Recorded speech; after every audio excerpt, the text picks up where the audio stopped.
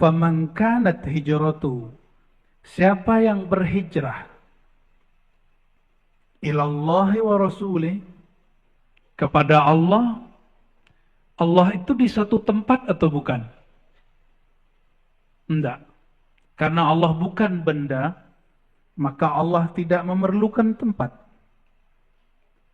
Maka jika disebut berhijrah kepada Allah, itu bukan berpindah secara fisik.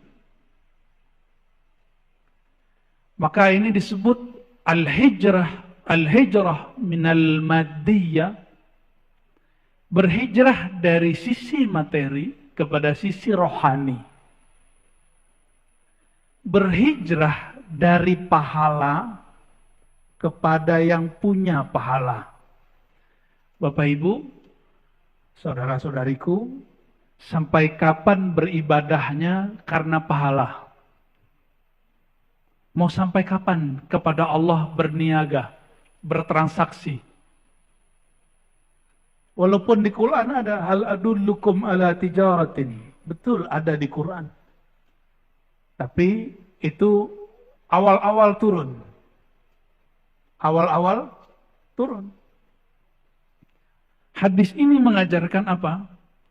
Siapa yang hijrahnya untuk Allah dan Rasul, berarti siapa yang berpindah, yang gerak hidupnya untuk Allah yang maha zahir dan maha batin, berarti dia mulai beribadah itu bukan lagi karena transaksi pahala.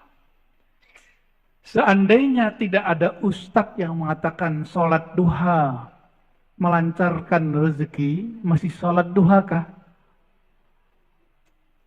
Bagaimana? Hah? Saya kurang yakin. Seandainya umroh, antara umroh dengan umroh itu ampunan dari Allah, seandainya tidak ada hadis itu, mungkin orang-orang tidak mau umroh.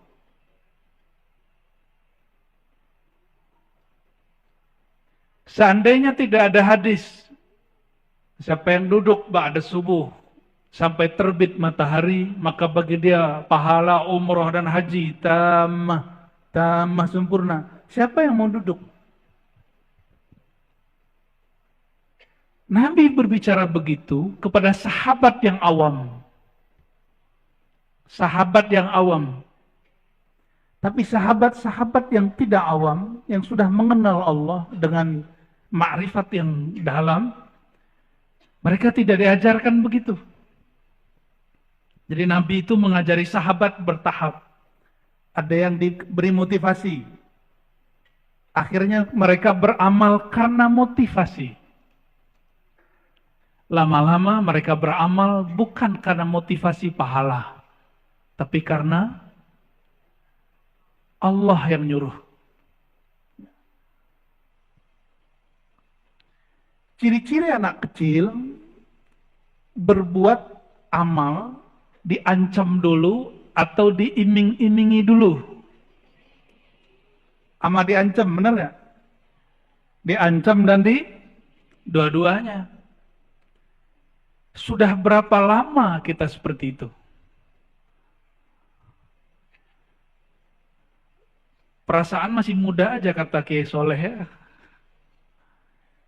Sudah berapa lama kita beramal karena iming-imingan?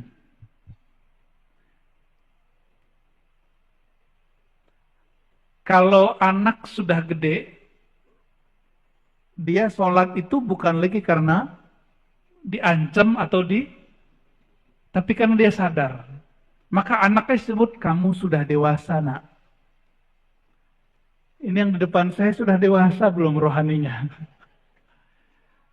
Seandainya tidak ada ayat ala bidzikrillah tatmainnul qulub, ketahuilah hanya dengan menyebut nama Allah kalbu menjadi tenang. Seandainya tidak ada ayat ini, mungkin orang jarang berzikir kepada Allah. Karena kita ini biasa dididik seperti pedagang sama pembeli. Jarang yang dididik menjadi orang yang tulus mencintai. Ini saya nggak nanya ke bapak-bapak, ibu-ibu seneng nggak dicintai tulus? Apalagi umur udah nambah gini ya enggak? Dicintai bukan karena cantik, bukan karena kaya atau dan lain sebagainya. Kan begitu maunya, benar nggak? Itu Bapak Ibu, ini Ibu-ibu saya kabarin. Itu sebenarnya sifat Allah yang Allah sedikit percikkan kepada ibu-ibu. Allah itu ingin beri pelajaran. Wahai hamba-hambaku. Ini yang disebut sifatul jamal. Sifat keindahan atau sifat feminim. Allah itu tidak feminim, tapi disebut jamal. Apa arti jamal? Cantik, indah. Kalau saya sebut indah, cantik, itu sebutan untuk cowok atau cewek? Ada nggak cowok cantik? Begini tangannya nggak jatuh.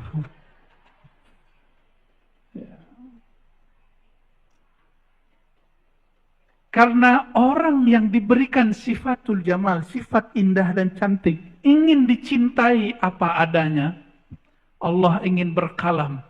Wahai hamba-hamba Allah, wahai laki-laki, wahai perempuan, wahai pria, wahai wanita, cintailah aku apa adanya. Makanya Allah disebut dalam hadis Imam Bukhari, Innallaha ghayurun. Allah itu maha pencemburu. Pencemburu itu laki atau perempuan biasanya? Perempuan. Makanya ujian perempuan itu selalu cemburu. Ya, benar Pak ya? Kalau kita cemburu beres Pak. Ya. Kalau ibu-ibu cemburu panjang ceritanya. Tapi bukan berarti Allah perempuan. Tapi sifat perempuan itu percikan dari sifat Allah Subhanahu wa Ta'ala. Berat nggak ngaji begini? Enggak kan? Kalau enggak saya ganti topik.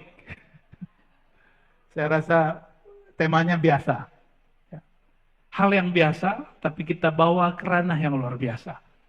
Insya Allah. Kan hijrah. Ya. Kajian kita juga mesti hijrah. Kajian kita juga mesti hijrah. Ya.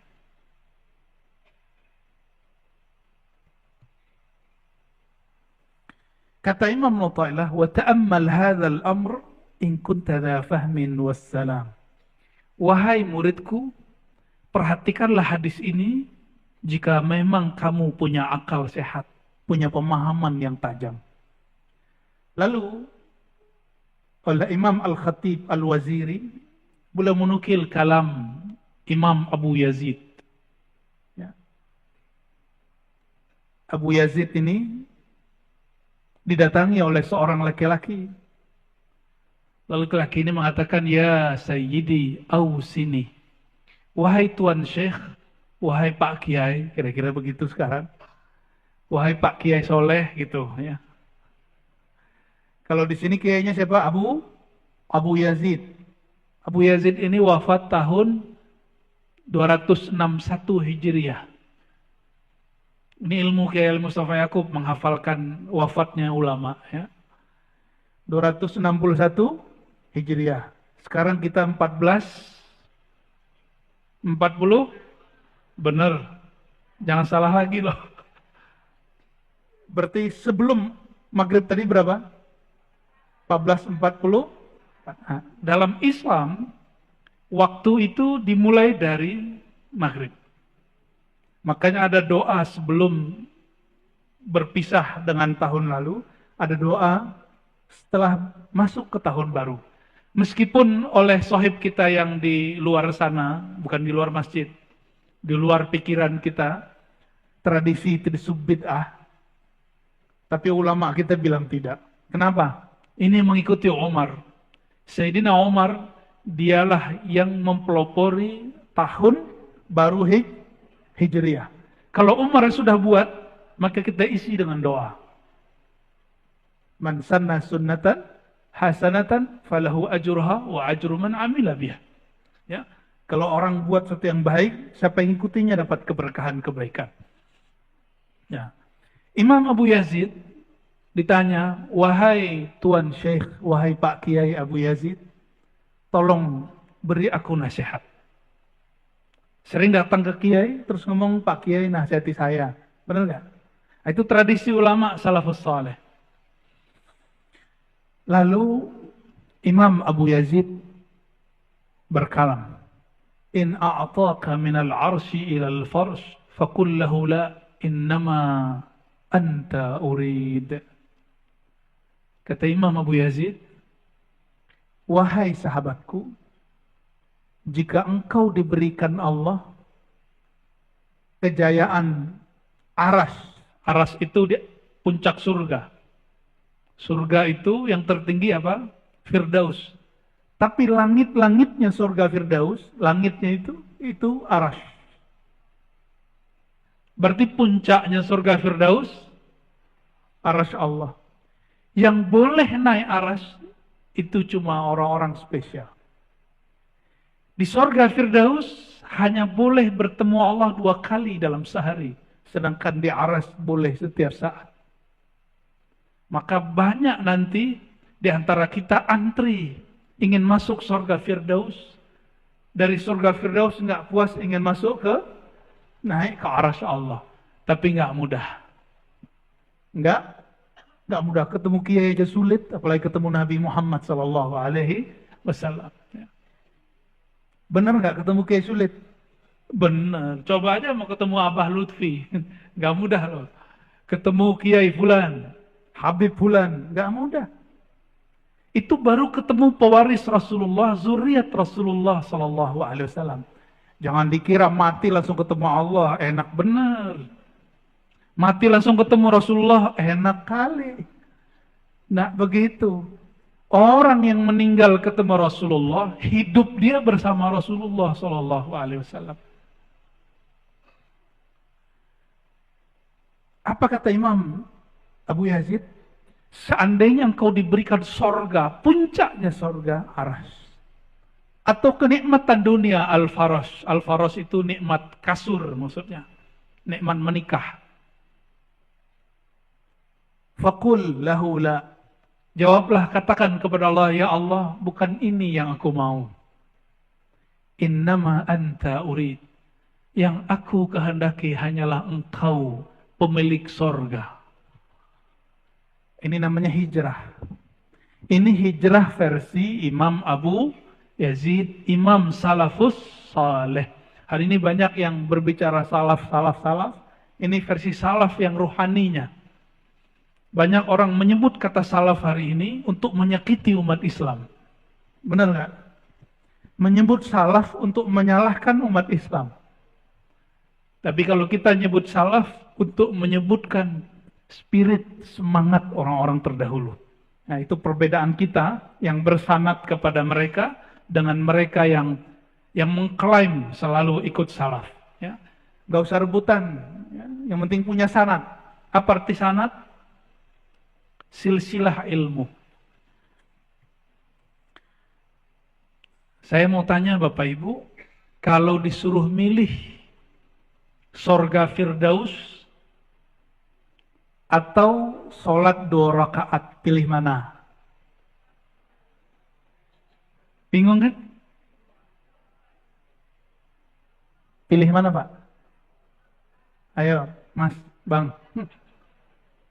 Sholat 2 rakaat atau surga Firdaus? Beneran, belum tentu diterima loh. Sholat gaya bener. Kayak udah diterima aja sholatnya. Enggak apa-apa. Apa alasannya kalau sholat? Apa? Berzikir. Zikir belum tentu ketemu. Apa? Ikhlas. Beneran sholatnya ikhlas. Jangan-jangan sholatnya pengen rezekinya lancar. Ibu-ibu kalau sholat sama surga Firdaus pilih mana? Sama Bang Firdaus ya maunya. Beneran. Wah keren juga nih jamaah Kiai Soleh ini.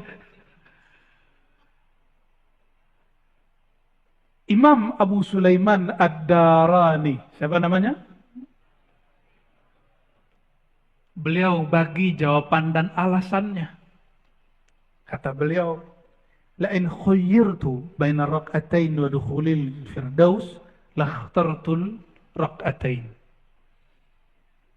Beliau ini dibully oleh sebagian orang yang tidak paham bab ini. Karena beliau mengatakan, seandainya khuyyirtu, aku disuruh milih sorga firdaus atau sholat 2 rakaat. Lakhtartur rak'atain. Aku akan memilih sholat 2. Tunggu dulu. Sholat beliau pasti diterima, Pak. Karena beliau sholat, itu nggak tahu lagi kiri kanan. Tapi kalau saya milih firdaus, karena saya belum tahu sholat saya diterima. Ayo, yang mana ayo? Mulai bingung kan? Mulai bingung. Kata beliau, li'anni fil firdausi bihazzi.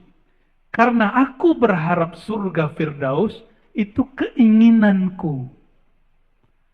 Sedangkan rak'atain bi Rabbi, aku bersama yang punya sorga firdausil a'la. Yang benar nih Pak. Udah begitu belum sholatnya? Nah, mirip-mirip. Ini saya kasih ilustrasi. Kalau kita ngobrol, duduk bersama orang yang kita senengin. Apalagi lawan jenis. Masa-masa dulu, masa muda. 5 menit, bukan. 5 jam rasanya berapa? Bener. Mau balik dulu, ntar aja gitu ya. Bener gak? Bener ya? Tahu-tahu sudah matahari udah benar. Udah maghrib. Dek, udah maghrib. Belum isya gitu. Tuh, pengalaman tuh. Itu baru ama makhluk yang kita senangi. Laki-laki senang dengan perempuan yang jamilah, yang indah. Wajahnya, budi pekertinya. Perempuan senang dengan laki-laki yang nyaman diajak ngobrol. Apalagi nyaman dompetnya. Allahumma sholli ala sayyidina Muhammad. Bener ya? Sama orang yang kita senangi, lama itu terasa sebentar. Betul? Ya. Kalau sama Allah kira-kira gimana? Kenapa orang bayangkan dengan Allah itu menakutkan? Karena selama ini kita dididik menakutkan. Allah itu tukang ancam. Allah itu suka ngancam, awas lo kamu masuk neraka lo. Ahli bid'ah lo. Ya. Makanya kajian-kajian begitu tuh rame. Kenapa? Karena dari kecil sudah dididik mengancam. Kamu gak sholat kan neraka lo. Kamu begini neraka lo. Gitu aja terus. Akhirnya ketika ingin hijrah, udah dewasa ingin hijrah, dengar orang baca hadis. Apa hadisnya? Kullu bid'atin dalalah wa kullu dalalatin finnar. Senengnya bukan main. Setiap bid'ah itu sesat. Setiap sesat itu masuk neraka. Awas ente. Jadi orang-orang yang suka kajian-kajian ancam mengancam itu memang dididiknya begitu dari kecil. Itu bukan salah kelompok itu sebenarnya. Tapi memang kita dari kecil dididik bab ancam mengancam. Jadi otak itu udah otomatis. Otak ini kan sering, kalau sering diasah, dia akan mengikuti pola-pola itu. Alhamdulillah saya sering dididik guru-guru dan orang tua saya dengan apresiasi. Jarang diancam. Bahkan kalau nilai kami rendah. Percaya nggak Bapak Ibu, nilai akidah akhlak saya dulu 4. Karena tiap hari tengkar mulu. Nonjok orang lah, nendang orang lah, bonyok itu orangnya. Karena hobinya dulu silat sama karate. Tapi bapak saya pulang 4. Ya, masih kelas 2, semester 1, nggak apa-apa, ntar juga bagus ya. Nggak pernah ngancem. Kapan bapak saya ngancem? Sekali aja. Saya kalah kelahi Pak. Mata kita merah. Pulang, mata merah. Lidi diambil sama itu, rotan. Lari lagi. Tongkar lagi, ngalahin orangnya. Jadi cara didiknya beda. Semoga Allah merahmati kedua orang tua saya. Ayahanda masih hidup, ibu sudah berpulang. Sudah berhijrah ke alam barzakh. Bapak Ibu yang bukan Allah, kalimat ini jangan ditelan mentah-mentah ya. Betul, dalam alam rohani, kalau kita sudah mengenal Allah, sudah merasakan namanya bab ihsan. Ihsan itu memandangnya dan dipandangnya. Ini biar indah. Mandang orang yang kita suka, seneng nggak? Dipandang oleh orang yang kita cintai, seneng nggak? Itu yang disebut ihsan. Beruntunglah yang namanya ihsan. Ya. Ya. Pengen namanya hikam ya. Bener, senang dipandang oleh orang yang kita suka. Senang. Dipandang oleh guru, dipandang oleh orang yang kita anggap mulia, kita senang. Tapi bedanya kalau dipandang guru, ada guru yang kalau mandang kita, kita keringetan. Itu karena gurunya suka ngancem. Ada guru yang jika pandang kita, kita senang. Berbunga-bunga. Begitu nggak? Rasulullah itu digabung dalam diri beliau dua hal itu. Ada bab jamal, ada bab jalal. Sehingga ada sahabat baru datang kepada Rasulullah Sallallahu Alaihi Wasallam. Dia merasa dirinya paling sempurna diperhatikan baginda. Apa kata dia? Dengan pedenya bertanya, wahai Rasulullah, apakah aku orang yang paling engkau cintai? Rasulullah ini jujur. Kalau ditanya begitu, jawabnya juga jujur. Maaf, orang yang paling kucintai Abu Bakar. Langsung wajahnya. Di situ dia tahu Rasulullah itu suka memberi perhatian semua sahabatnya. Wala yaqta' haditha ashabih. Nabi itu kalau sahabatnya ngomong nggak dipotong. Nggak sanggup jadi nabi Pak, saya nggak sanggup jadi nabi. Saya kalau orang banyak nanya, saya potong aja. Pertanyaannya apa Mas? Gitu, langsung begitu. Kalau Rasulullah enggak. Apalagi kita dikasih limit sama pengurus. Sekian menit, Buya, katanya. Ya harus kita potong-potong tuh kalau orang nanya. Kalau kita belum sampai martabatul khawas, tingkatan setinggi beliau, atau murid Imam Ad-Darani, pilihlah surga Firdaus. Tapi kalau sudah tahu ilmu ihsan, sudah merasakan nikmatnya sholat. Udah pernah nikmat sholat belum? Nikmat sholat bukan karena bacaan imam bagus. Mohon maaf nih para imam. Bukan. Nikmat sholat itu munculnya dari dalam. Makanan enak di depan. Hati lagi nggak enak. Makannya enak nggak? Paham? Sorga di dunia itu namanya sholat. Hidangan terindah di alam semesta itu namanya sholat. Apabila seseorang hatinya tidak nyaman, maka dia tidak akan mampu menikmati sholat. Oleh karenanya Bapak Ibu, sebelum sholat handphone matikan. Ya, sebelum sholat. Duduk berdiri, kalau perlu sholat dulu 2 rakaat. Itu namanya conditioning.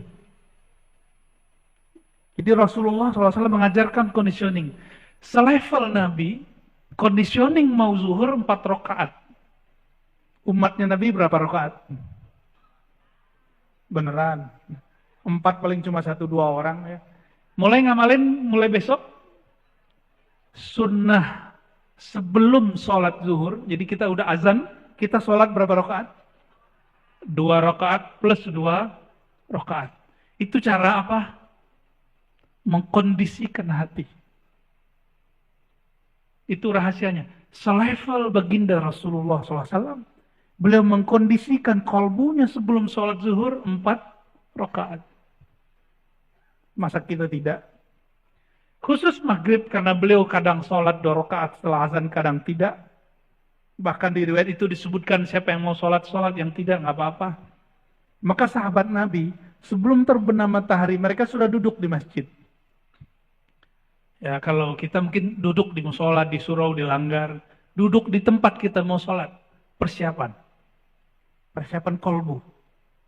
Orang mau ujian aja persiapan, kenapa dia mau sholat dia tidak persiapan? Mulai mau hijrah sholatnya, maka sebelum sholat persiapkan dirinya bertemu Allah Subhanahu wa Ta'ala. Allah yang dipandang apa? Baju yang bagus? Enggak. Yang dipandang Allah apa? Kolbu. Maka yang dipersiapkan kolbu. Tapi kolbu ini dia terpengaruh oleh yang zahir.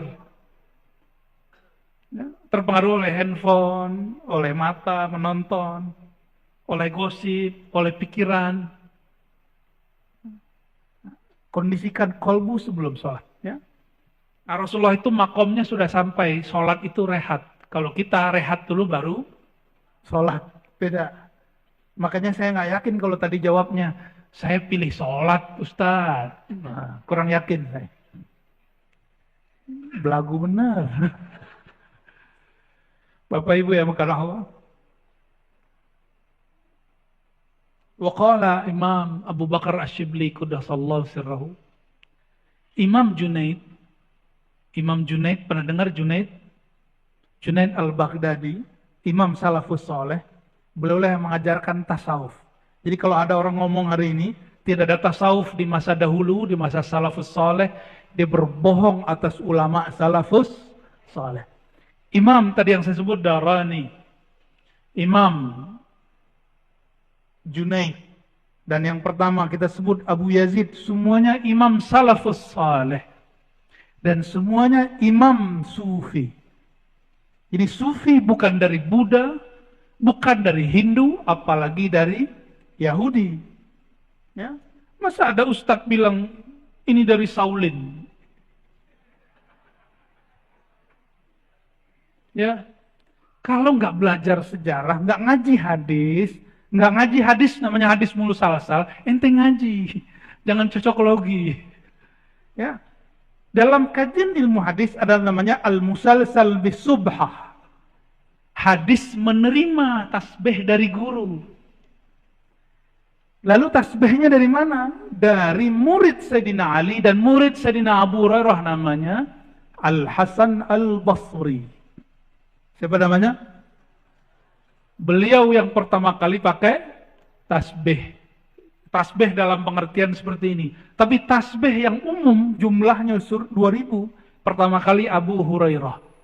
Sedangkan tasbih yang tidak diikat yang pertama kali istri Rasulullah itu Juwairiyah dan Safiyah. Apa kata mereka yang tidak sepakat pakai tasbih? Kamu pilih Rasul atau sahabat? Itu namanya GOBLOK. Jangan dibaca. Sahabat itu ikut Rasulullah. Jangan kemudian kasih pilihan ikut Rasul, ikut sahabat. Ikut sahabat itu ikut Rasulullah Sallallahu Alaihi Wasallam. Betapa mereka menghina sahabat-sahabat Rasulullah Sallallahu Alaihi Wasallam dengan mengatakan ente ikut Nabi, ente ikut sahabat. Itu kalimat yang tidak pantas dikalamkan oleh seorang yang mengaku ahlus sunnah wal jamaah. Ya. Kita nggak boleh menghina sahabat sama sekali. Itu penghinaan luar biasa. Itu lebih parah dari Syiah. Syiah Rafidah menghina sahabat, tapi nggak sempat ngomong begitu. Nggak ada mereka ngomong ente pilih sahabat atau pilih Rasulullah SAW. Ini Jumatan di sini azannya berapa kali Kiai? Oh keren ya. Ikut sahabat Sayyidina Utsman, hadis Sahih Bukhari Muslim. Bukan berarti ente ikut Utsman atau ikut Rasulullah, jangan begitu nanyanya. Su'ul adab sama Sayyidina Utsman, ya. Jadi panas. Kayaknya masjid ini masih panas bagian itu. Imam Syibli, imam yang hidup separuh hidupnya lebih di zaman Salafus Saleh, tapi wafatnya setelah itu. Ya. Imam Syibli wafatnya 334 Hijriah, semasa dengan Imam Abul Hasan Al-Asy'ari dan Abu Mansur Al-Maturidi. Itu imam apa tuh? Imam Asy'ari itu yang ngajarin sifat 20. Allah wujud, hidam baqa mukhalafatuhu lil hawadisi. Masih belajar gitu nggak di Sunda Kelapa? Lah harus ada yang ngaji gitu. Lanjutannya Asmaul Husna. Lanjutan belajar sifat Allah, belajar apa? Al-Asmaul Husna. Itulah inti daripada al-iman dan al-ihsan. Kalau kita rutin nanti kita ngaji itu aja ya. Insya Allah. Udah senang duluan. Imam Shibli mengatakan, ihdar makrahu walau fi qawlihi kulu washrabu. Hati-hatilah engkau, wahai tuan, wahai laki-laki ataupun perempuan, dalam segala hal, meskipun dalam hal makan dan minum, kulu washrabu. Apa maksud beliau berkalam begitu? Hati-hati walaupun dalam makan. Kalau orang awam, nah mau sampai kapan kita jadi orang awam? Itu hanya hati-hati di awal makan dan di akhir makan. Awal makan baca bismillah, akhir makan alhamdulillah. Tapi kata Imam Shibli, kalau engkau mau hijrah, hati-hati di saat makan. Hal anta ta'kul ma'ahu amla. Apakah engkau makan dan merasakan kebersamaan dengan Allah atau tidak? Apakah saat engkau makan, engkau berpikir, nasikah yang mengenyangkan? Kalau orang berpikir nasi yang mengenyangkan, disitulah tumbuh sifat tamak. Jadi kapan orang tamak? Kalau dia meyakini nasi yang mengenyangkan. Kapan orang mulai korupsi? Jika dia mengira duitlah yang membahagiakan. Sama itu. Jadi kalau megang duit hati-hati. Megang duit, apalagi megang orang yang megang duit. Kata Imam Al-Waziri, "Li'anna zahir at-ta'am wasyarab in'amun wa batinuhu ikhtibarun." Karena orang makan itu zahirnya nikmat, tapi pada hakikatnya, batinnya, Allah sedang menguji dia. Dia sedang makan, dia berpikir siapakah yang mengenyangkan. Dia sedang minum obat, dia berpikir siapakah yang menyembuhkan. Gimana kira-kira? Yang sering kita lupa ya? Maka mulai malam ini Bapak Ibu, hijrah makan bagaimana? Bismillah itu terjemahannya, aku makan bersamaan dengan nikmat Allah. Bi-nya di situ berarti ma'a. Apa arti bi di situ? Ma'a. Ma'a berarti bersama. Aku makan dengan pemberian Allah. Kalau sudah begitu udah makan, suka-suka. Karena setiap makan yang dirasakan Allah Subhanahu wa ta'ala. Udah begitu belum? Jadi kapan makan kita jadi ibadah? Kalau makannya bersama Allah Subhanahu. Sehingga ketika makan, yang kenyang tidak hanya perut, tapi yang kenyang juga batinnya. Itulah makan yang membuat mudah bangun malam tahajud. Itulah makan yang membuat mudah bangun subuh. Itulah makan yang membuat pikiran orang bisa jenius. Jenius melebihi jeniusnya orang-orang dunia, tapi jenius akhirat. Orang jenius itu visioner. Visioner ahli dunia, bagaimana dapat untung di dunia. Tapi visioner orang akhirat, dia berpikir sampai melewati dunia. Berarti sampai ke akhirat. Jadi hitung-hitung dia sampai ke akhirat. Itu orang visioner.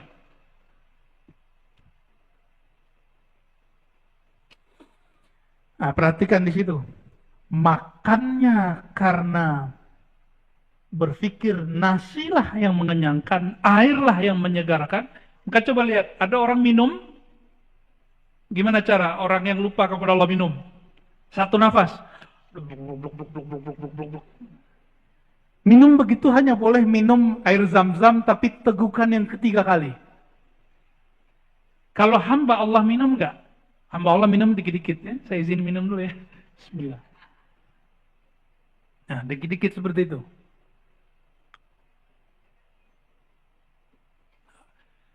Jadi minum jangan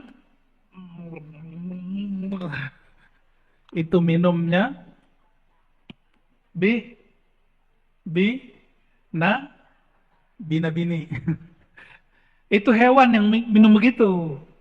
Maka disebut di Quran ulaika kal ana. Dia berpikir air yang menyegarkan. Masih ingat kisah Tolut?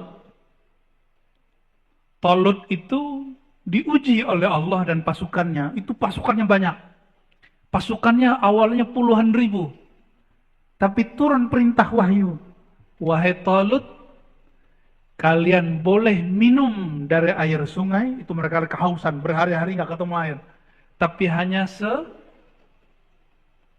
ini apa namanya? Apa sih namanya bahasa Indonesia aja? Sauk. Ya, gitu aja deh ya. Segini. Setelapak. Ambil air. Gitu.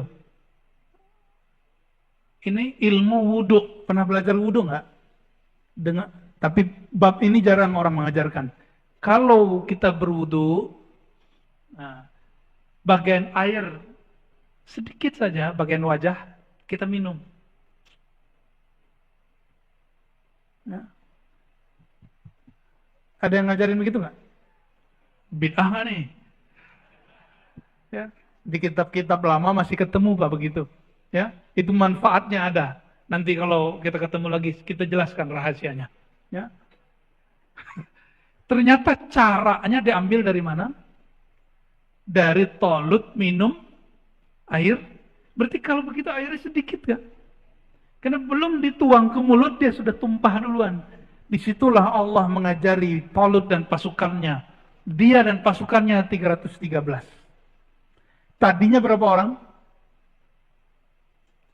Puluhan ribu orang ikut. Begitu dalam satu riwayat lain ribuan orang. Tapi karena perintah kalian tidak boleh minum kecuali hanya seteguk dari bekas tangan. Apa kata yang lain? Ah, ini nggak masuk akal. Masa kita mau perang nggak boleh minum? Jadi dia berperang pakai akal. Akal yang sempit ini. Otak kita kan kecil sekali. Akhirnya banyaklah minum, diambil satu gayung, blok, ngantuk. Yang lain muncul rasa takut. Jadi orang itu kapan dia muncul rasa takut miskin, takut mati kalau perut sudah kenyang. Perut sudah kenyang, tabungan sudah banyak, mulai muncul rasa takut mati, takut miskin, takut dicuri. Benar nggak? Kalau nggak nabung apa yang mau dicuri? Ya, itu mulai muncul tuh. Sama, pasukan Tolut mundur. Yang maju cuma 313 orang.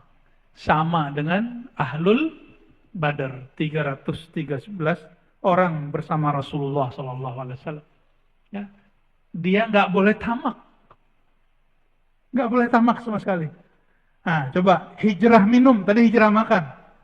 Mulai malam ini, detik ini, kalau minum bukan lagi dengan meyakini air yang menyegarkan. Toh, tentara Tolut mengalahkan musuhnya Jalut. Mereka jumlahnya cuma 313 dan minumnya sedikit. Karena yang menyegarkan, yang menghidupkan bukan air minum, tapi Allah Subhanahu wa Ta'ala. Benar gak nih? Ya. Nanti ada masa Bapak Ibu, gak tahu nih sebagian ibu-ibu mungkin sudah dipanggil Allah nanti. Gak nakut-nakutin. Sebagian kita sudah dipanggil Allah nanti Bapak-Bapak. Ada masa orang karena air satu gelas bunuh-bunuhan. Sekarang belum Pak. Ini sudah mulai. Coba, adakah orang Jakarta minum air sumurnya?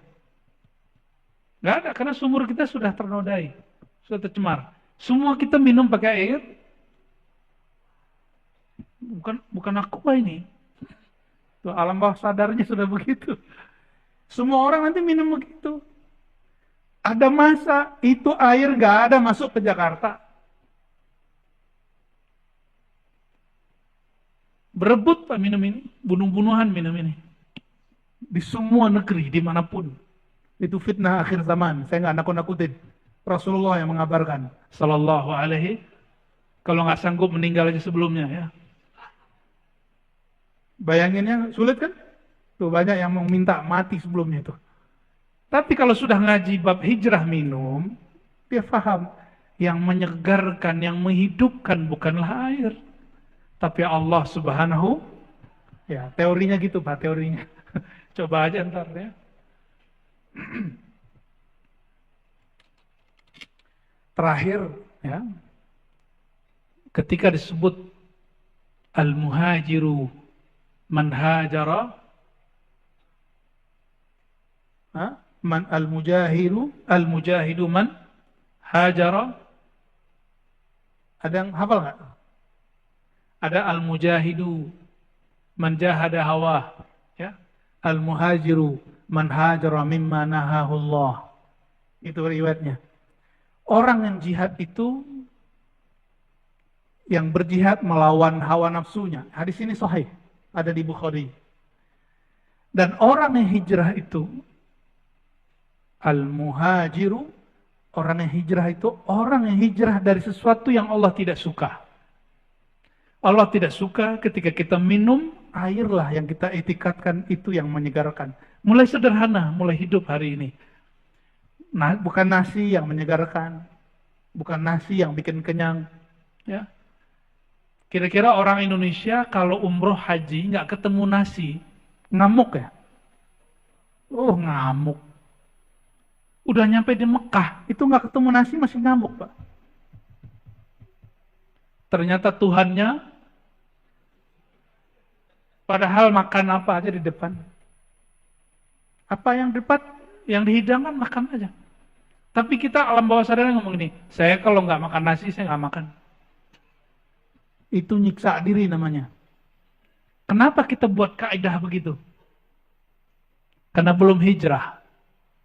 Maka siapa yang ditakdirkan Allah minggu depan, besok, bulan depan umroh, tahun depan haji, coba mulai latihan kurangi makan nasi. Saya nyaksiin sahabat saya kalau nggak makan nasi, merotos. Nasi. Serius. Pusing dia kalau nggak ketemu nasi. Seperti suami pusing nggak ketemu istri. Emang terus pusing? Kayaknya bapak-bapak ini nggak pusing. Yang pusing ibu-ibu. Bapak ibu yang makan Allah. Ketika Nabi SAW keluar dari Mekah, beliau ternyata keluar itu prosesnya sudah panjang. Kebetulan saya kemarin nginep di hotel yang dekat Mina. Sekitar 500 meter dari hotel kami, itu ada satu masjid namanya Masjid Al-Bay'ah. Apa nama masjidnya? Masjid Bay'at. Di situ dulu orang-orang Ansor berbaiat kepada Rasulullah SAW. Ya, ada yang sudah melewati itu. Ya, Masjid Bay'at itu tidak dibolehkan oleh pemerintah Saudi untuk dikunjungi. Saya nggak tahu kenapa. Ya, dipagar Pak sekarang. Masjid Bay'at itu jaraknya dari Masjidil Haram agak lumayan jauh. Ketika musim haji, orang-orang Madinah datang ke Mekah. Setiap kali ada orang datang ke Mekah, Rasulullah SAW bersama Abu Bakar dan sahabat yang lain, cuma beberapa sahabat itu nyapa, kalian dari Yathrib? Iya, kami dari Yathrib. Diajak, dikasih makan, minum, diajak ngobrol tentang bicara agama. Sampai kemudian pembicaraan mereka mengenai menyembah Allah, ya, akhlak yang baik, dan segala macam. Lalu tertariklah waktu itu 6 orang.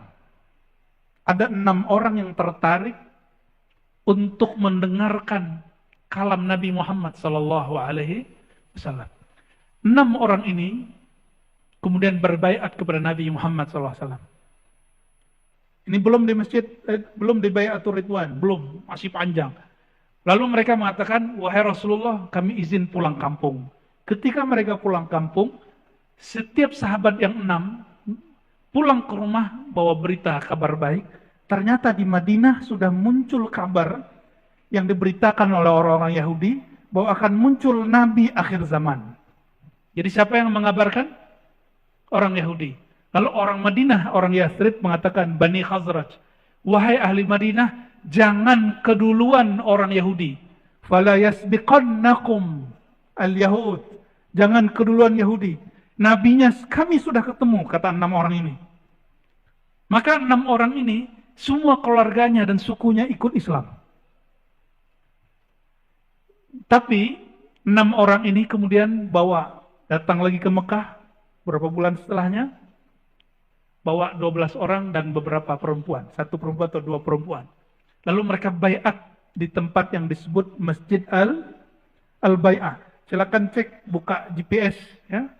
Mina, lalu di antara Mina dan Mekah, Masjidil Haram, itu ada namanya Masjid Bai'ah. Mereka baiat di situ, berapa orang jumlahnya? 12. Berarti sebelum Nabi hijrah, itu sudah ada yang Islam dari ahli Madinah.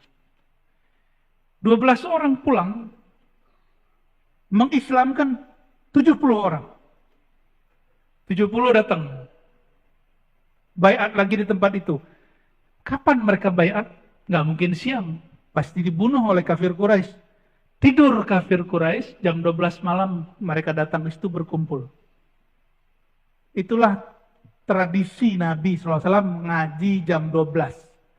Ini saya senang sekali, Sunda Kelapa walaupun cuma sekali setahun atau beberapa kali sebulan, buat tradisi ngaji sampai tengah malam. Sampai jam berapa nanti Ustaz? Oke. Sampai jam 2, jam 3, luar biasa. Itu sunnah apa? Sunnah sebelum hijrah. Itu persiapan hijrah. Kuat nih, gak tidur sampai nanti. Ntar kan ada Syekh Muhammad Ali Jabir ya. Siapa lagi? Syekh Hisham. Jangan tidur ya, ngantuk-ngantuk dikit boleh. Ini belajar, kalau kami dulu hampir setiap minggu. Bahkan seminggu itu saya 2-3 kali ngaji jam 12 sampai jam 3. Lalu yang kita siarkan dulu kajian hikam semasa pandemi, itu nggak pakai masker Pak. Jam 12 sampai jam 3, jam 12 sampai jam 3. Tapi alhamdulillah nggak pernah dibubarin pemerintah, alhamdulillah. Saya berterima kasih juga. Nggak pernah dibubarin. Tapi kami membubarkan diri sendiri ya. Karena pandemi selesai kita bubarkan. Ya. Pandemi bubar, kita bubar. Ya. Kembali ke masjid-masjid. Lalu 70 orang pulang. Mereka pulang, semua orang di Madinah masuk Islam. Jadi Nabi sebelum hijrah itu persiapannya nggak sembarangan. Dan ingat, Nabi hijrah tanpa perang. Justru beliau yang diperangi. Maka siapa yang hari ini gerakan hijrah, lalu ngebom, lalu menyakiti orang-orang yang sudah bersyahadat, mereka telah mengkhianati perjuangan hijrah Nabi Muhammad Sallallahu Alaihi Wasallam. Maka saya menghimbau siapapun yang terpengaruh oleh pemahaman ngebom, ya, bom masjid, bom pengajian maulid, bom orang-orang begini, tolong kembali ke jalan Rasulullah Sallallahu Alaihi Wasallam. Ya. Rasulullah nggak begitu. Rasulullah bisa ngalah-ngalah. Ya. Maka kemudian ketika Nabi keluar, Nabi keluar itu dengan siapa? Sayyidina Abu Bakar As-Siddiq. Nah, bagian ini yang pas sebagai penutup, ya. Sayyidina Abu Bakar As-Siddiq ketika keluar dari rumahnya, itu jalan, itu dikejar-kejar. Bayangin kita dikejar-kejar orang, itu orang bawa panas. Begitu. Akhirnya Rasulullah SAW dan Sayyidina Abu Bakar Siddiq berhentinya di mana? Di bukit Sur, lalu naik ke atas. Kata Sayyidina Abu Bakar, ya Rasulullah, seandainya mereka melihat ke bawah, pasti kita terlihat. Apa jawaban baginda Rasulullah SAW? Wahai Abu Bakar, apa pandanganmu, jika kita berdua, yang ketiganya Allah, kira-kira gimana? Langsung Abu Bakar yang tadinya gelisah tenang. Lalu Abu Bakar dilihat Nabi nangis. Jadi setiap kali ada ngejar Abu Bakar nangis. Ketika nangis Nabi tanya, "Wah Nabi kaya Abu Bakar. Wahai Abu Bakar, kenapa yang kau nangis? Engkau nangis karena berjuang susah." Coba lihat, ini spirit Abu Bakar, mesti kita ambil. Kata beliau, "Ma baqaitu ala nafsi ya Rasulullah." Wahai baginda, aku tidak menangisi susahnya diriku. Tapi aku menangisi orang semulia engkau. Kenapa harus bersusah-susah begini? Kenapa harus diusir seperti ini? Kalau aku diusir, aku dibunuh, tidak masalah. Tapi jika engkau yang diusir, ini masalah bagiku. Lihat Abu Bakar As-Siddiq. Maka ketika beliau keluar, turun dari Jabal Thur, itu ada orang yang ngejar terus. Setiap kali mau dapat, Rasulullah angkat tangan, doa. Jadi Abu Bakar udah nangis. Rasulullah kata, "Ya Allah, selamatkan kami." Setiap kali mau dapat, orang itu terpental. Dan terakhir dia jatuh. Ketika jatuh, Rasulullah berhenti. Ternyata orang ini kemudian mengatakan, "Wahai baginda, ambillah semua hartaku, aku akan jaga engkau." Dia mulai percaya, Nabi angkat tangan baru dia jatuh. Oh berarti ini betul Rasulullah nih. "Ambil semua barangku, lalu pergilah engkau, saya akan kecoh kafir Quraisy." Padahal tadi dia orang yang ingin ikut sayembara, bunuh Muhammad, maka dia jadi orang kaya. Jadi tidak semua orang jahat itu berhati jahat. Nah ini kaidah juga. Ya, tidak semua pemaksiat itu hatinya kotor. Tidak semua orang yang diklaim hari ini pemaksiat pendosa, itu orang-orang yang hatinya berdosa. Mungkin hatinya sedang mencari. Apa kata dia, "Wahai Rasulullah, engkau berangkat ambil barangku, aku siap pasang badan." Apa jawaban Nabi? Ternyata Nabi SAW tidak mata duitan. Kata beliau, "Barangmu, asetmu, aku tidak perlu. Jaga dirimu sendiri." Nabi berangkat. Ya, Nabi cuma ingin memastikan orang ini bagaimana. Maka Nabi jalan. Sampai Nabi di suatu perkemahan, kemahnya lusuh. Ada peternakan di situ. Yang punya perkemahan perempuan. Namanya Ummu Ma'bad. Siapa namanya? Ini yang cerita suaminya, Abu Ma'bad. Hadis ini sahih riwayat Imam Tirmizi dan imam-imam yang lain. Kata Ummu Ma'bad, kata Abu Ma'bad, "Suatu kali saya terheran melihat istriku punya susu banyak sekali, punya susu kambing. Padahal kami lagi paceklik. Lalu aku bertanya, 'Wahai istriku Ummu Ma'bad, apa yang terjadi padamu?' Kata Ummu Ma'bad, 'Barusan ada orang aneh, tapi wajahnya cerah.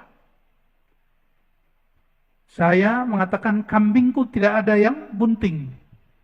Tapi dia mengatakan, itu ada kambing satu yang lusuh, tolong bawa sini.' Lalu aku ngambil. Aku ambil itu kambing, domba, lalu Rasulullah urut-urut, disayang-sayang. Ada nggak yang punya kucing-kucingnya diurut-urut? Beneran. Ya, punya kambing nggak berani ya. Diurut-urut, lalu bagian susunya, itu bukan lagi bunting, Bapak. Dia lagi nggak ada susunya. Apa kata Nabi? "Wahai domba, wahai kambing, semoga Allah memberkahimu." Betapa beruntungnya si kambing dipegang-pegang oleh Rasulullah Sallallahu Alaihi Wasallam. Itu nggak ada air susunya, Bapak Ibu. Dipegang sama Nabi, habis diurut oleh Rasulullah SAW, itu langsung air susunya dan susunya itu penuh. Nabi kemudian pencet, keluar.